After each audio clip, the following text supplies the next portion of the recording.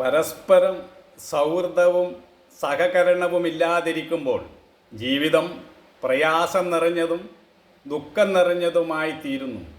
ബന്ധങ്ങൾ വികലമാകുമ്പോൾ നമ്മൾ പരസ്പരം കയ്പ് നുണയേണ്ടി വരുന്നു. ബന്ധങ്ങൾ ഹാർദമാകുമ്പോൾ ജീവിതം മധുരീകൃതമാകുന്നു.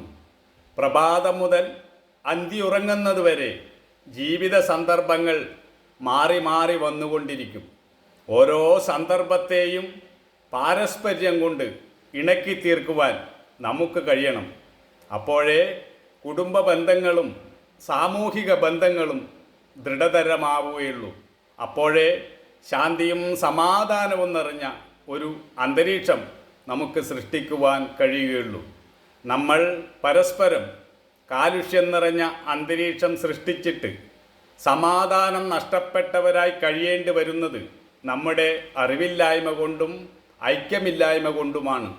ഈ ലോകത്തെ സ്വർഗമാക്കുന്നതും നരകമാക്കുന്നതുമെല്ലാം നമ്മുടെ പ്രവൃത്തികൾ തന്നെയാണ്.